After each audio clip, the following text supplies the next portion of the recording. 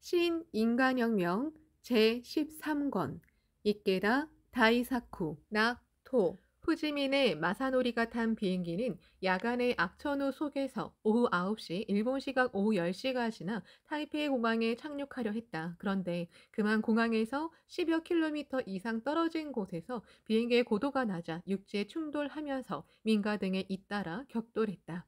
승객들에게는 갑작스러운 사건이었다. 쿵! 쾅! 하는 굉음과 함께 심한 충격을 받았다. 승객의 절규가 울렸다. 비행기는 격렬하게 진동하면서 그대로 계속해서 내달렸다. 쾅쾅! 또 큰 소리가 울려 퍼졌다. 불빛이 켜졌다 꺼졌다 하다가 사라졌다. 마사노리는 기내 중앙부에 앉아 있었는데 몸이 앞좌석에 처박히려는 순간 좌석 안전벨트 덕분에 위기를 모면하였다. 하지만 충격으로 의식이 멀어졌다. 그러나 기력을 짜내어 가까스로 버텼다. 눈을 떠보니 좌석 바로 앞에서 비행기 동체는 완전히 두동강 나 있었다. 그곳으로 비바람이 불어왔다. 머리는 어질어질했지만 몸을 움직이니 통증도 없이 움직여졌다. 옆자리에 항공기를 조종해 본 경험이 있다는 남자가 탈출하지 않으면 살아날 수 없어요 라며 일어섰다. 그리고 비행기에서 뛰어내렸다. 마사노리도 일어섰다. 아래를 보았다. 어두워서 잘 보이지 않았지만 지상까지 몇 미터는 될 듯 싶었다. 뛰어내리면 다칠 것이 분명하다. 그러나 죽는 것보다는 낫다. 반사적으로 창제가 나왔다. 마음을 굳히고 뛰어내렸다. 아래에는 비행기에 실려있던 짐들이 흩어져 있었다. 후지미네가 뛰어내린 곳은 그 위였다. 그 짐들이 쿠션 역할을 해주었다. 몸 어디에도 상처를 입지 않은 것 같았다. 일어서려 하자 현기증이 나고 몸이 부들부들 떨렸다. 그렇지만 개의치 않고 전력을 다해 내달렸다. 한참을 내달리던 마사노리가 뒤를 돌아보니 비행기는 불길에 휩싸여 있었다. 난 살아난 거야 라고 생각했다. 그 순간 공포에 휩싸여 전신이 부르르 떨렸다. 허리가 끊어질 듯 아파 걸을 수도 없었다. 이 사고로 승무원과 승객을 합한 63명 가운데 유감스럽게도 21명이 희생되었다. 무사히 살아 돌아온 마사노리의 이 체험으로 부부는 신앙에 대해 큰 확신을 갖게 되었다. 마사노리는 결의했다. 나는 이미 죽은 사람이다. 본전님께 목숨을 받은 사람이다. 그러니 살아있는 한 광선유포를 위해 끝까지 진력하자. 그는 보훈 감사의 마음으로 홍교회 또 개인 지도에 전력을 다했다. 비행기 사고를 당하고 상처 없이 돌아온 그의 체험담에는 설득력이 있었다. 환희의 파동이 되어 오키나와 전역에 크게 확산되었다. 마시지구의 중심자인 후지민의 부부의 고민은 단기간 내 멤버들이 자주 교체된다는 점이다. 멤버들 대다수는 오키나와에서 임기를 마치면 본국으로 돌아가거나 다른 기지로 이동한다. 이제 겨우 성장시켜 역직을 맡을만 하면 전근을 해버리는 것이다. 그러나 고민하던 그 일이 실은 엄청난 사명이라는 사실을 깨달았다. 멤버들이 이전한 곳은 미국에 하나지 않고 전 세계로 퍼져 있었다. 그 멤버들에게서 자주 편지가 왔다. 옮겨간 나라에서 홍교의 결실을 이루었다. 자다미를 개최했다는 등의 기쁜 소식들이었다. 마시지구 출신 멤버들의 활약을 알고 나서 부부의 고민은 이윽고 즐거움으로 바뀌었다. 마시지구는 세계 광포를 위한 기지가 된 거라고. 기지에서 비행기가 연료를 보급받고 프로펠러, 엔진, 타이어를 정비한 후 또다시 날아오르듯이 이 미시지구에서 인재가 속속 세계로 날아오르니 말이야. 정말 중요한 사명을 가진 지구야. 확실히 그래요. 모두 세계 강포를 담당하는 사람들이니까요. 한 사람, 한 사람을 큰 인재로 육성해야겠어요. 이 마시 지구에 있는 동안에 전원이 근행도, 절복도, 교학도, 신심의 기본도 모두 몸에 익힐 수 있도록 노력해요. 호지민의 마사노리는 이 마시지구가 생긴 것이 다름 아닌 오키나와 군사기지 때문이라고 생각하니 뭔가 불가사의한 느낌이 들었다. 마시지구의 멤버는 모두 전쟁이라는 꺼림칙하고 무거운 짐을 짊어지고 있었다. 그런 까닭에 누구보다도 평화를 열렬히 원했다. 모두가 자신의 더 나아가 미국이라는 나라의 그리고 또 인류의 숙명 전환을 진지하게 염원했다. 창제에도 필사적이었다. 또 불법의 평화, 천리를 배우고자 교학 연찬에도 열심히 임했다. 마사노리가 자담이나 어서강의에 가면 모두 잇따라 질문을 하고 회합이 끝난 후에도 그를 쉽게 돌려보내주려 하지 않았다. 호지민의 부부는 그들이야말로 세계 강포를 위해 출연한 지형 보살이라는 확신을 깊이 다졌다. 그 멤버들이 세계의 드넓은 하늘로 비상하도록 전력을 다해 응원하는 것이 자신들의 책무라고 부부는 결의했다. 두 사람은 어떻게 하면 멤버가 더욱 빨리 성장할 수 있을지를 매일 곰곰이 생각했다. 그리하여 결론 지은 것은 무엇보다도 각자가 공덕을 받아 불법의 힘을 체험해야 한다는 점이었다. 그러기 위해서는 근행 창제와 함께 절복을 실천하는 것이 가장 중요하다고 생각했다. 새로 입회한 멤버가 탄생하면 호지민에는 먼저 영어로 이렇게 전했다.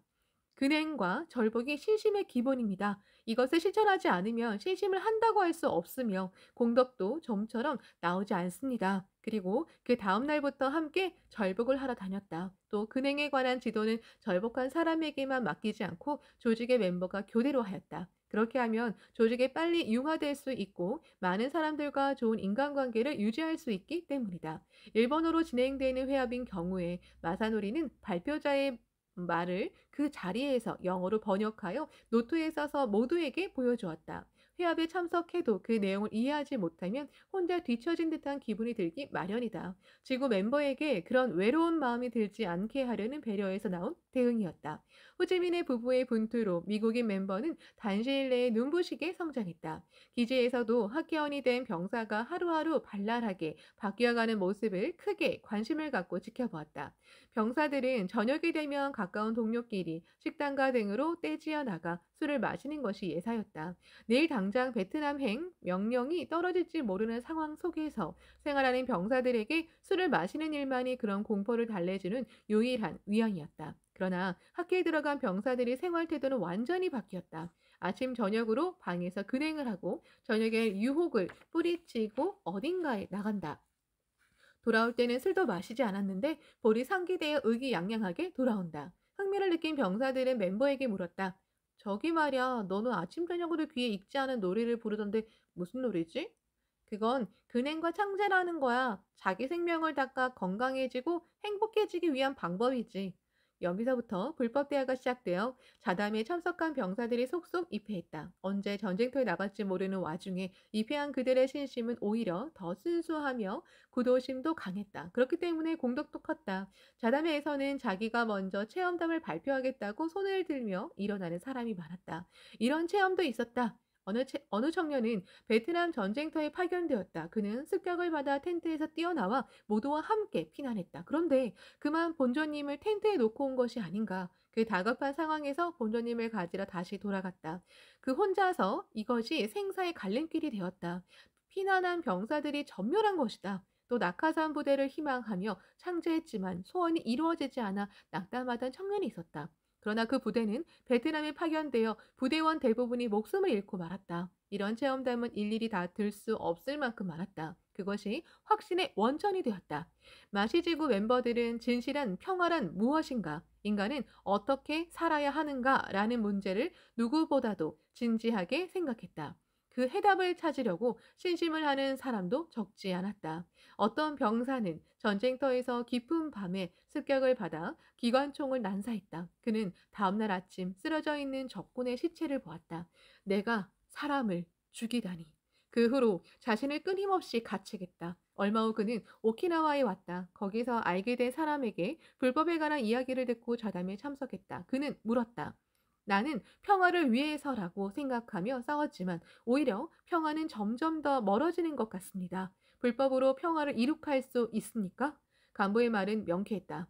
이룩할 수 있습니다. 아니, 불법이 아니면 진실한 평화를 이룩할 수 없습니다. 분쟁을 무력으로 제압하면 해결할 수 있으리라고 생각하는 건 잘못입니다. 그래서는 오히려 증오를 낳고 끝없는 보복을 되풀이하게 됩니다. 전쟁이라 해도 그것을 일으키는 것은 결국 인간입니다. 그러므로 평화 건설은 인간의 생명을 변혁하여 증오심을 자비로, 반목을 의정으로 바꾸는 길밖에 없습니다. 그 인간혁명의 길을 가르치는 것이 니치렌 대성인 불법입니다. 또 불법에서는 인간은 모두 부처의 생명을 갖춘 존귀하게 그지없는 존재라고 설합니다. 그 생명 존엄의 천리를 한 사람의 가슴 속에 확고히 세워야 할 것입니다. 이것이 바로 평화의 초석이 아니겠습니까? 더 나아가 간부는 이렇게 말했다. 군인으로서 전쟁터만을 누벼온 당신은 전쟁의 비참함을 누구보다도 잘 알고 있을 겁니다. 그렇기 때문에 당신에게는 무너지지 않는 평화를 건설할 사명과 책임이 있다고 생각합니다. 불법은 영원한 행복 경애를 확립하기 위한 가르침입니다. 당신도 신심을 해서 자신뿐만 아니라 인류의 행복을 위해 살아가지 않겠습니까?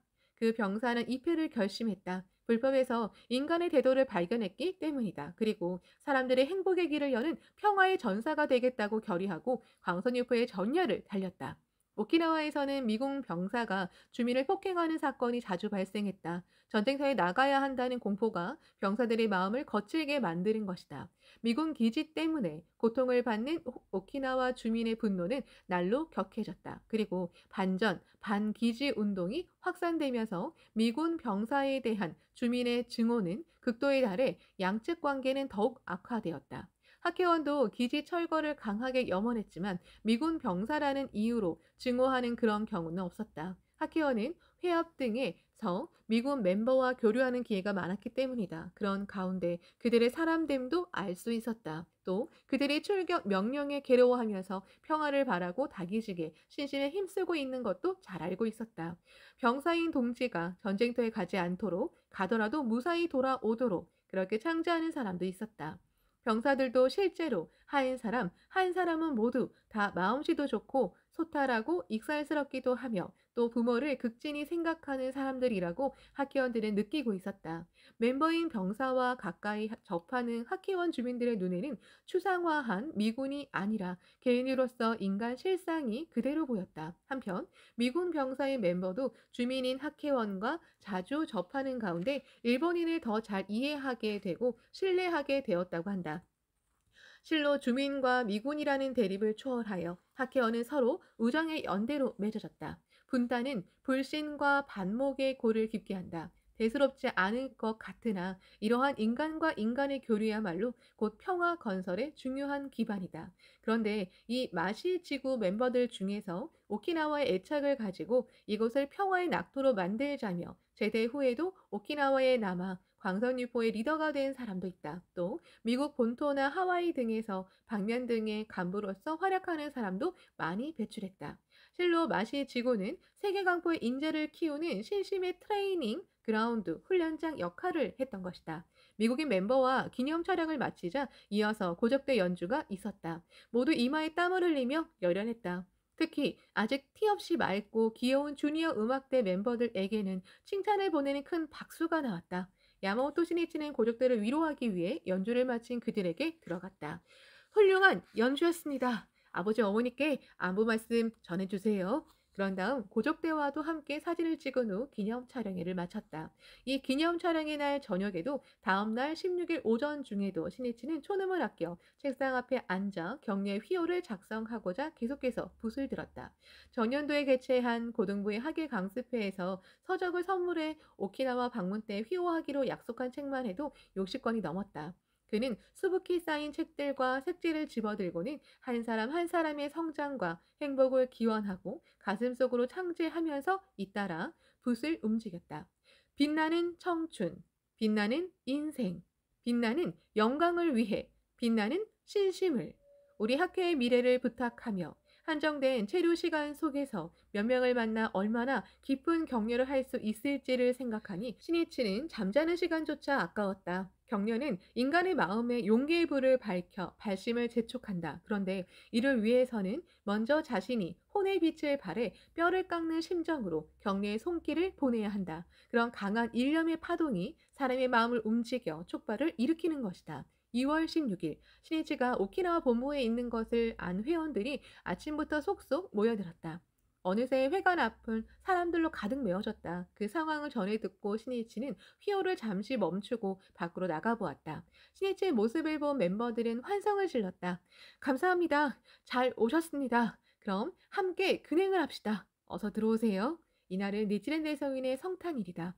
시니치의 도사로 상쾌한 근행을 했다. 모두 대단히 기뻐했다. 근행을 마치자 시니치는 모인 멤버들에게 말했다. 고생이 많으십니다. 오늘 이렇게 여러분을 만나 뵙게 되어 대단히 기쁩니다. 나는 여러분의 회장입니다. 따라서 설령 만나 뵐 기회는 적을지라도 여러분의 건강과 가족의 번영을 진지하게 기원하겠습니다. 시대는 오키나와가 일본 본토에 복귀하는 방향으로 움직이기 시작했다. 그러나 도대체 언제 어떠한 형태로 복귀할지는 아직 예측할 수 없는 상황입니다. 다만 중요한 것은 사회와 환경을 바꾸는 것은 최종적으로 그곳에 사는 사람의 일념이라는 점입니다.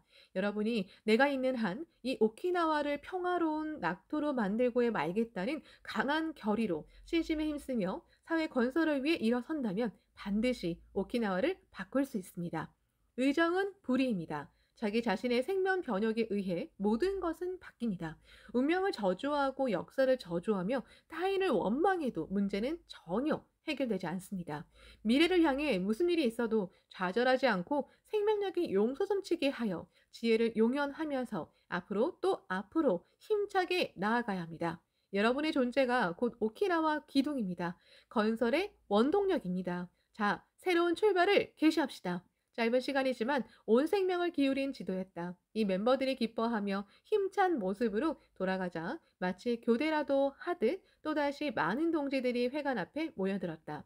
신이치는 다시 멤버들을 불러들여 함께 근행을 하고 격려를 거듭했다. 오후에는 나하시에 있는 류큐신보 홀에서 오키나와 첫 예술제가 열릴 예정이었다. 신이치는 오후 1시가 지날 무렵 오키나와 본부를 출발해 류큐신보 홀로 향했다.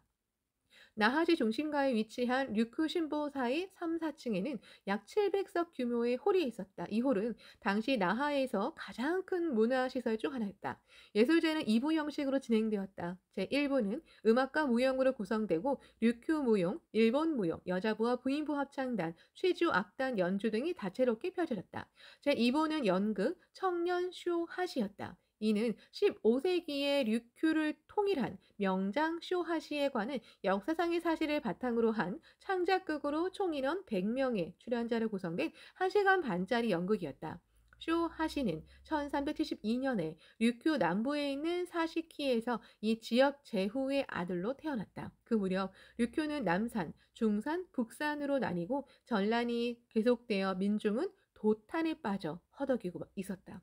하시가 21세 되던 때에 아버지 시조는 말했다. 나를 대신해 사시키의 제후가 되어 인민을 재해의 고통에서 구하라. 하시는 맹세한다. 전쟁을 없애고 인민을 위한 세상을 만들자. 청년이 일어설 때 시대는 움직이기 시작한다. 그는 교역을 추진하여 철을 구입하고 농계구를 만들게 해 농업진흥을 도모했다. 1406년 쇼하시는 중산 왕인 분해이를 멸명시켰다. 분해이는 주색에 빠져 간언하는 친하를 벌하고 아첨하는 자를 좋아하며 백성을 학대하는 악왕이었다. 제후들은 하시를 왕으로 추대했지만 그는 굳이 사양하고 아버지인 시쇼를 중산왕으로 받들며 자신은 아버지의 정치를 도왔다. 그리고 중산의 거점을 우라소에에서 슈리로 옮겼다. 이어서 1416년, 1422년이라는 설도 있다.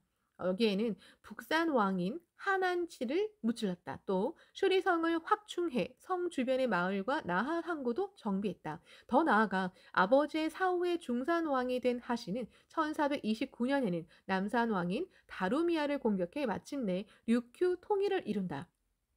멤버들은 제2차 세계대전 때부터 지금까지 오키나와 민중이 겪은 고초는 쇼하시가 살았던 전란의 시대와 매우 비슷하다고 생각했다. 그래서 쇼하시의 드라마를 빌어 평화 건설을 지향하는 오키나와의 결의를 표현하려 했다. 열풍이 격렬하면 격렬할수록 환히 작약하며 전진한다. 바로 그것이 오키나와 건화의 마음이며 참된 대장부다. 동지들은 그 투혼을 예술제에서 발산한 것이다. 연극 청년 쇼하시의 시나리오를 담당한 사람은 음악가이면서 음악 잡지 편집 일에도 종사해 온 야마키 아소라는 청년이었다. 그는 쇼하시가 아버지 시쇼의 뜻을 이어받아 백성들의 고통을 구제하기 위해 일어서는 모습에 깊이 공감했다. 이것은 스승께 광선유포를 맹세하는 제자의 모습과 통할지도 모른다. 우리에게는 생명존엄의 천리로 세계를 맺고 인류의 항구 평화를 실현할 사명이 있다. 이 연극을 통해 그 사명에 철저히 살아가겠다는 맹세를 스승께 보여드리자. 또 모두가 힘을 합쳐 슈리성을 건설하는 장면에서는 단결로서 오키나와의 새로운 시대를 개막하려는 동지의 결의를 표현하려고 생각했다. 이 연극에는 요미탄손, 다카시호의 전해 내려오는 마무 같은 전통 무용도 곳곳에 포함되어 향토색이 넘치는 무대가 되었다. 청년 쇼하시는 대성공이었다. 구세의 숨결로 가득 찬 열연은 강하고 격렬하게 관객을 감동시켰다. 야마모토 시니치는 향토 건설을 위해 분기하는 오키나와 동지들의 혼의 절규를 들은 느낌이었다. 마지막에는 출연자와 관객이 하나가 되어 오키나와 건아의 노래를 대합창했다. 2층 좌석에서 아낌없는 박수를 보내던 시니치도 일어서서 손장단을 맞추며 함께 노래하기 시작했다. 1. 정법 유포의 먼동이 트니 무너진 우루마 섬 악몽에서 깨어나 용감히 일어선다. 전통을 자랑하는 힘찬 주먹은 오키나와 건아의 긍지이니라. 2절 가사인 남쪽에 구축하는 낙토 마을에 이르렀을 때 시니치의 가슴에는 평화로운 낙토로 빛날 오키나와 미래가 펼쳐졌다. 합창이 끝난 뒤에 야마모토 시니치가 마이크를 들었다. 우리 동지 여러분, 평화건설의 맹세를 담은 오키나와 여명을 알리는 훌륭한 예술제였습니다. 정말 노고 많으셨습니다. 제 염원은 여러분이 모두 일치단결해서 최고로 행복해지는 것입니다. 오키나와를 평화로운 행복의 섬으로 만들 그 날까지 다 같이 힘껏 전진합시다. 예술제 행사장을 나온 시니치는 다카미 후쿠야스 부이사장에게 말했다. 훌륭한 예술제였습니다. 오키나와에 굴하지 않는 정신적 기둥이 세워졌음을 나는 실감했습니다. 이제 오키나와는 걱정 없습니다. 본토에 복귀한 후에도 여러모로 고생이 뒤따를 겁니다. 문제는 하루아침에 해결되지 않을지도 모릅니다. 그러나 우리 동지가 있는 한, 또 여러분의 이런 기계가 있는 한 걱정 없습니다. 온갖 고난을 극복하고 장애를 물리치며 오키나와는 발전할 것입니다. 모든 것은 인간이 갖는 일념의 자세입니다. 의욕입니다. 활력입니다. 정신력에 달려 있습니다. 아무리 경제적 지원이 있어도 인간의 정신이 황폐해지면 진정한 발전은 없습니다. 그렇기 때문에 나는 전력을 다해 오키나와 동지를 만나 수만에 이르는 미래로 뻗어나갈 정신의 대수를 길러내고자 하는 겁니다. 사실 시니치는 잠시도 쉬지 않고 동지를 격려하기 위해 동분서주하였다. 예술제가 끝난 뒤에는 류큐 대학교, 오키나와 대학교, 국제대학교의 3개 대학회 결성식이 기다리고 있었다. 오후 5시가 지날 무렵 시니치가 나하 시내에 있는 회합 장소에 도착하니 졸업생을 포함해 100명 정도의 멤버들이 모여 있었다. 결성식 첫머리에 시니치는 만감이 교차하는 심정으로 호소했다. 오키나와 현의 주민을 위해, 일본을 위해, 더 나아가 아시아와 세계를 위해 오키나와의 대학 출신자가 21세기의 리더가 되어야 합니다. 왜냐하면 오키나와 여러분은 전쟁의 비참함을 누구보다 가장 잘 알고 있기 때문입니다. 타국의 정치 지배를 받는 상황에서 인생에 쓴 경험을 맛보았기 때문입니다. 가혹한 운명과 싸우고 온갖 고생을 해본 사람이 아니면 민중의 고뇌를 알 수 없습니다. 그래서 나는 여러분에게 기대하고자 합니다. 훌륭한 사람이 되었으면 합니다. 가장 위대한 사람이 되기 바랍니다. 이를 위해 청년 시절에는 고생의 고생을 거듭해 자신을 철저히 단련하기 바랍니다. 10년 앞, 20년 앞, 30년 앞을 목표로 꾹 참고 때가 오기를 기다려 주었으면 합니다. 실력을 쌓으며 땅속 깊이 사방으로 뿌리를 내리고 있으면 언젠가 때가 되면 반드시 꽃이 핍니다. 대학회 결성식은 시니치가 여러 사람의 질문과 보고를 받으며 간담 형식으로 진행되었다. 면학과 일, 그리고 학계 활동을 어떻게 하면 다 해낼 수 있는지를 묻는 야간 대학 학생의 질문도 있었다. 대학 졸업 후의 진로에 대한 상담도 있었다. 현대 문학에 관한 소감을 묻는 학생도 있었다. 시니치는 그 질문 하나하나에 진지하게 대답했다. 특히 야간 대학 학생의 질문에는 전혼을 쏟아 말했다. 전부 다 하겠다고 정하고 도전하는 겁니다.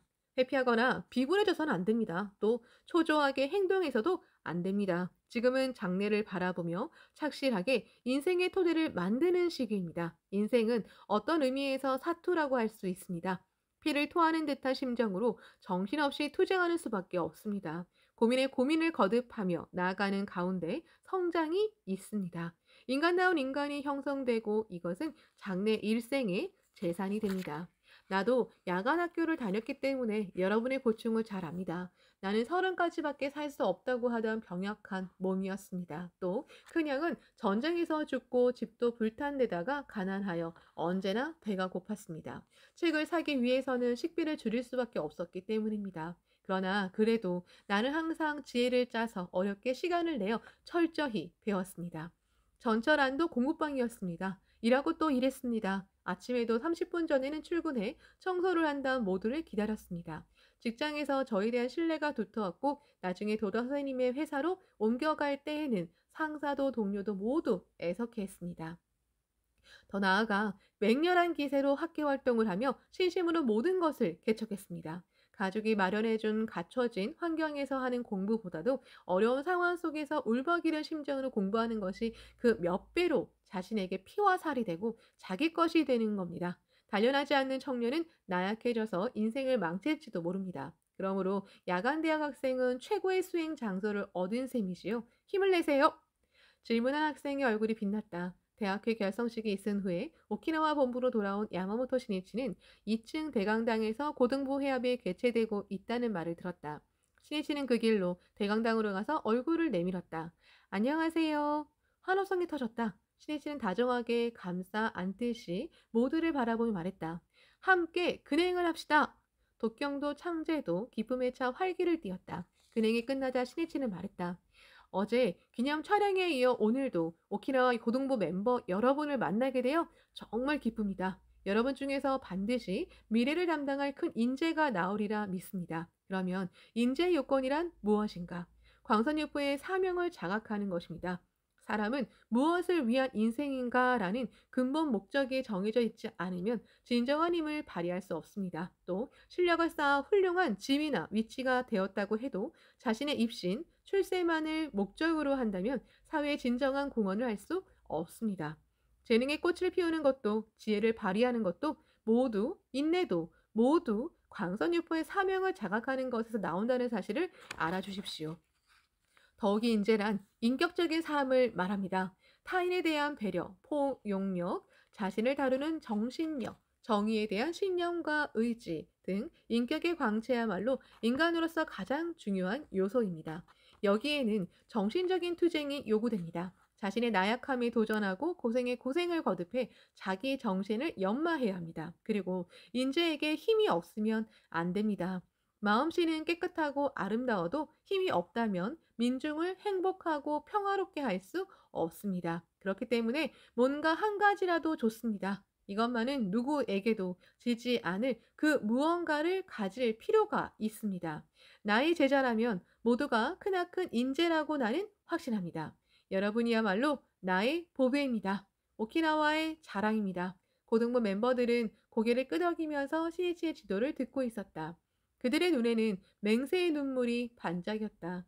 인재를 육성하기 위해서는 선배 간부가 한 사람이라도 더 많은 사람을 만나야 한다. 초목도 풍부한 양분을 흡수하고 찬란한 태양 광선을 흠뻑 받아야 비로소 성장한다. 인재도 마찬가지로 여러모로 격려하고 촉발시켜야 비로소 성장하는 법이다. 신이치는 그렇기 때문에 한순간도 헛되지 않게 멤버들 속으로 또다시 멤버들 속으로 계속해서 들어간 것이다. 이날도 신이치는 고등부의 회합에 참석한 후에 회관 사무실에서 동지의 성장을 염원하며 색지와 서적에 잇따라 휘호했다. 어깨가 몹시 뻐근하고 목덜미도 부어올랐다. 그러나 자신의 이 정도의 노고로 동지가 분발해서 일어설지도 모른다고 생각하면 붓을 멈출 수가 없다. 한 장만 더, 한 장만 더 이렇게 붓을 움직이다 보니 어느새 새벽이 되었다. 몸의 피로는 극도에 달했지만 마음은 가볍고 밝았다. 해가 바뀌고 2월 17일은 음력 설날이었다. 오키나와에서는 양력설보다도 음력설을 성대하게 치르며 친척들이 모여 축하하는 풍습이 있다. 그런 까닭에 신이치는 사회성을 고려해서 다카미 후쿠야스와 이야기하고 이날은 굳이 회합을 하지 않도록 했다. 다카미는 이날 신이치가 회관 건설 예정지 등을 시찰할 수 있도록 계획을 세웠다. 신이치는 시찰하러 나서기 전에 그 고장의 간부와 스태프들에게 감사와 위로의 뜻으로 오키나와 본부 옥상에서 함께 기념사진을 찍었다. 그런 다음 옥상에서 아래를 바라보니 수많은 회원들이 모여 있었다. 모두 나를 만나러 와 주었군요. 신이치는 어제에 이어 또다시 함께 근행을 하기로 했다. 다카미는 땀이 배어나오는 상태에서도 열심히 기온을 올리는 신이치를 보고 가슴이 뭉클했다. 선생님은 오키나와에 도착하신 후로 잠시도 쉬지 않고 멤버들을 격려하는 데 힘을 쏟으며 몇 번이고 거듭해서 모두와 함께 근행을 해주신다. 보이는 모든 사람들을 격려하려고 오키나와 천지의 구석구석까지 몇 번 스며들게 하려고 결의하신 거야. 그리고 이를 위해 생명을 걸고 계신다. 다카미는 시이치의 행동을 보고 통해 눈부시리만큼 아름다운 정성과 지극히 성실한 자세를 느꼈다. 이것이 학회의 마음인가? 더 나아가 다카미는 조국인 일본에 끊임없이 배신당한 오키나와 사람들이 가장 추구하는 것은 이러한 인간의 진심이 아닐까 생각했다. 진심이야말로 인간주의의 혼이며 그것은 인간주의 권력주의와 극과 극을 이룬다. 그런 크나큰 성실의 광채는 사람의 마음을 따뜻하게 감싸고 용기를 주며 희망을 준다. 다카미는 결의했다. 이번에 야마모토 선생님이 보여주신 이 진심 어린 마음으로 오키나와 전역의 사람들을 감싸자. 거기에 진실한 민중의 연대가 생겨나고 그것이 곧 향토 건설의 원동력이 될 것은 틀림없다. 신이치 일행은 오전 11시 무렵 차로 오키나와 본부를 출발해 북쪽으로 달렸다. 차 안에서 다카미는 신이치에게 말했다. 먼저 온나촌에 가주셨으면 합니다. 그 기지에는 핵탄두를 장착할 수 있는 메스비 중거리 탄도 미사일 발사대가 있습니다. 하지만 원래 온나촌은 아름다운 바다와 수려한 경치로 평화로운 낙토와 같은 곳이었습니다. 그렇습니까? 온나촌을 기필코 원래 낙원으로 바꾸시다. 광선유포가 진척되면 국토세관도 바뀝니다. 언젠가는 그 메스비 기지도 없어질 겁니다. 그리고 그 다음에는 거기서 우리 손으로 세계를 향해 평화 천리를 발신합시다. 차는 왼편으로 하얀 모래사장과 에메랄드빛 바다를 끼고서 북쪽으로 올라갔다. 1시간 정도 달려 온나촌에 접한 해변에 도착했다. 유난히 아름다운 해안이었다. 이 앞쪽에 보이는 방풍림, 바람을 막기 위해 가꾼 숲, 주변에서 도시락을 드신 후에 바로 배로 해안가 일대를 시찰했으면 합니다. 방풍림 앞에서 신이치가 차에서 내리니 그곳에는 100여 명의 학회원들이 기다리고 있었다. 다카미가 신이치를 맞이하기에 앞서 이번에는 야마모토 선생님께 오키나와 북쪽 일대를 돌며 시찰해 주실 것을 부탁드릴 생각입니다. 라고 말한 그 한마디를 믿고 야마모토 회장을 만나보고 싶다는 마음 하나로 모인 것이다. 신이치는 웃는 얼굴로 멤버들에게 말을 건넸다. 여러분, 기다려주셨습니까? 고생 많으셨습니다. 곧바로 녹음이 우거진 곳으로 옮겨 간담을 시작하였다. 모인 사람들 중에는 고령자도 적지 않았다. 신이치는 노인에게 눈길을 보내면서 말했다. 건강해 보이시네요. 연세가 들어도 사람들의 행복을 염원하고 희망에 넘쳐 광선유포의 활동에 힘쓰는 것, 그 자체가 인생 승리의 실증입니다. 세간 사람들의 관심이란 젊을 때에는 아무래도 사회적인 지위, 명예, 재산 등에 있습니다. 그러나 일정한 연령이 되면 관심도 가치관도 달라집니다. 그리하여 젊을 때처럼 사회적인 지위가 어떻다거나 호화저택에 산다거나 하는 점에는 큰 의미를 부여하지 않습니다. 그보다도 건강의 소중함이나 삶의 보람을 느끼며 마음이 풍요롭고 밝게 사는 것의 귀중함을 통감하게 됩니다. 따라서 연로하신 동지 여러분은 건강한 모습 자체, 자신의 있는 그대로의 삶 자체가 신심의 훌륭함을 증명하는 것입니다. 그러므로 자신감을 가지고 불법을 끝까지 이야기해 주십시오. 평생 광선유포의 사명으로 꿋꿋이 살아서 후배들에게 신심은 이렇게 해야 한다는 모범을 한껏 보여주십시오. 고령인 남성이 활기찬 목소리로 말했다. 선생님, 하겠습니다. 저는 절복을 무척 좋아합니다. 부탁드립니다. 마키코치 선생님은 50대 후반에 입신하셨습니다. 그리고 옥중에서 돌아가실 때까지 대투쟁의 연속이었습니다. 생애에 걸쳐 광선유포의 길을 걸으셨습니다. 장엄한 석양은 내일의 푸른 하늘을 약속합니다. 마찬가지로 최후까지 이 세상에서 사명을 다하여 훌륭한 인생의 총마무리를 한다면 내세에는 복덕이 넘쳐 흐르는 황금의 인생이 기다리고 있습니다. 드넓은 하늘을 붉게 물들이는 태양처럼 살아있는 한 자신을 끝까지 연소해 가시지 않겠습니까? 고개를 끄덕이는 노인의 얼굴은 결의에 불타고 있었다. 야마모토 신이치는 미소를 지으며 말했다.